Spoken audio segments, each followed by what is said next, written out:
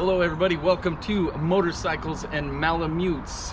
Please like, please subscribe. Today we are going to be talking about the 390 Enduro R. This is KTM's new lightweight Enduro bike based heavily on the KTM 390 Adventure R.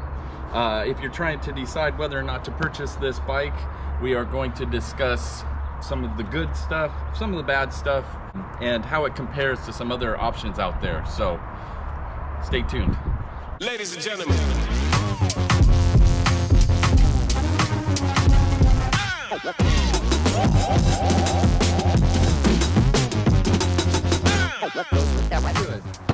This bike has an extremely low MSRP.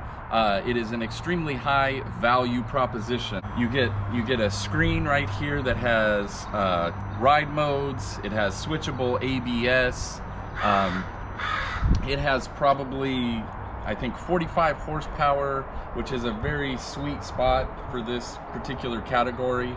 And it's got all the capability that you're going to be, looking to have when it comes to doing some trail riding, doing some BDRs. Some of the things that add to the value with this bike is most of the dealerships are throwing in the quick shifter option.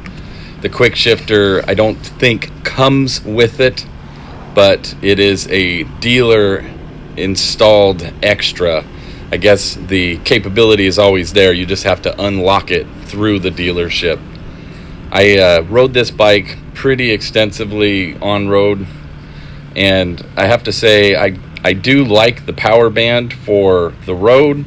The power band is a little bit, I think, lacking in the low end for some of the off-road stuff that I've been doing, but for a road bike, this bike actually does surprisingly well. The quick shifter is extremely smooth, both up and down, and you don't need to be at any particular speed in order for it to feel natural. The quick shifter worked well the entire time and has been working well for every ride that I've done. The handling and the comfort are actually pretty darn good. For the off-road, my initial impression was very positive. I thought that the suspension was actually really soft, which I actually like when you're doing most off-roading. And actually, even though it's budget level suspension, it is WP suspension, and it is fully adjustable. And one thing KTM does that I very much appreciate is they put settings underneath the seat, so you can go ahead and know exactly how many clicks for either sport or soft, or they call it comfort, I believe, which is a pretty nice feature. But as I alluded to before, the power band, the more I've ridden this bike, both on and off road, the power band is really oriented more towards a street bike. I know that there are some programming that you can get, some aftermarket support you can get to help increase the low end torque for this engine, but from the factory, it's pretty weak down low.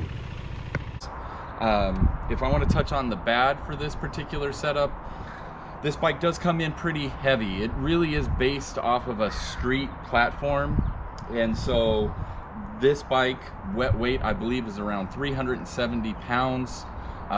For comparison, when you're looking at other options that are out there, the KTM 690 Enduro platform, which is mine, is a gas ES 700, has about a wet weight of 330 pounds or so. So this is going to be heavier and less horsepower, but again, it's about $5,000 less.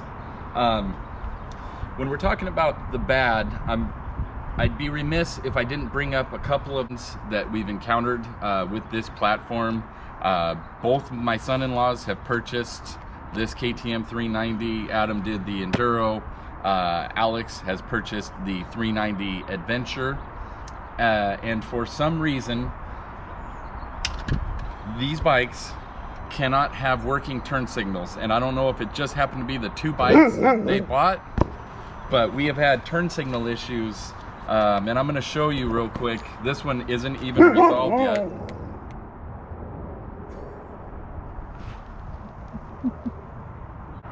I'm gonna show you real quick. So this one isn't even resolved yet, but they couldn't fix it at the dealership. If you come around here, you can see this turn signal works just fine.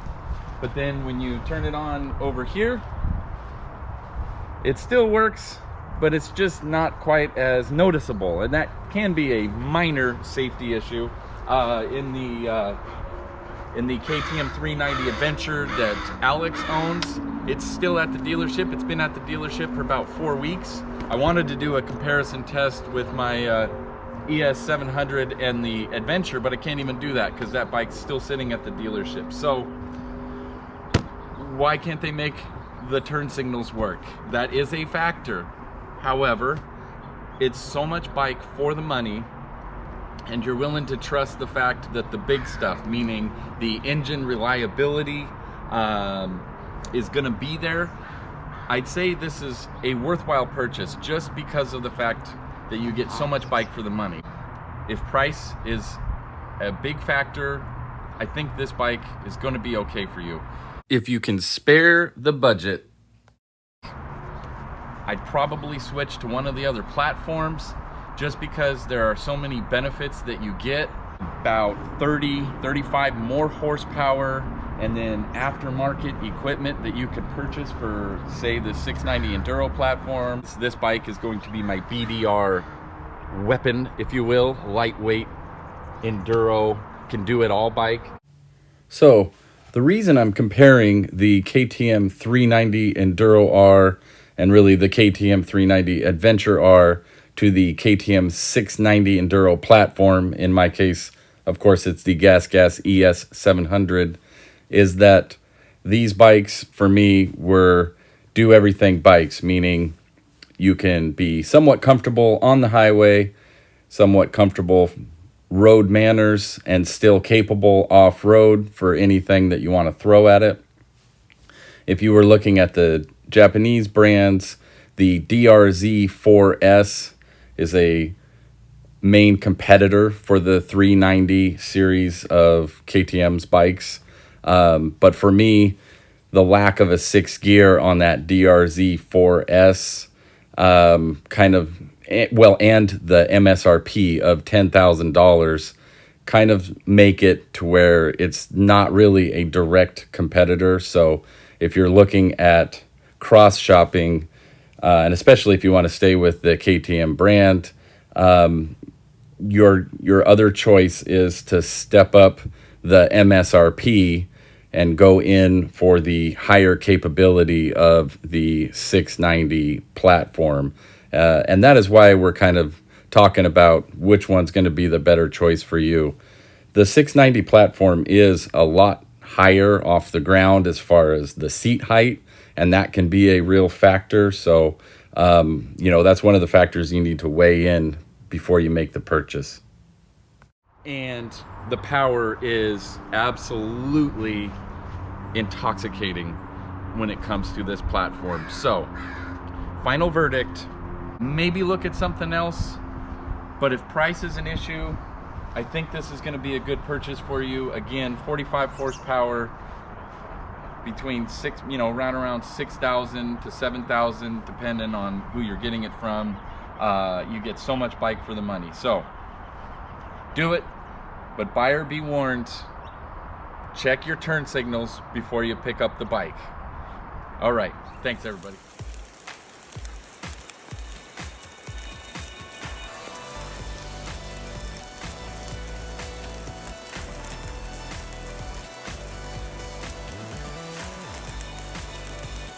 Woo-hoo!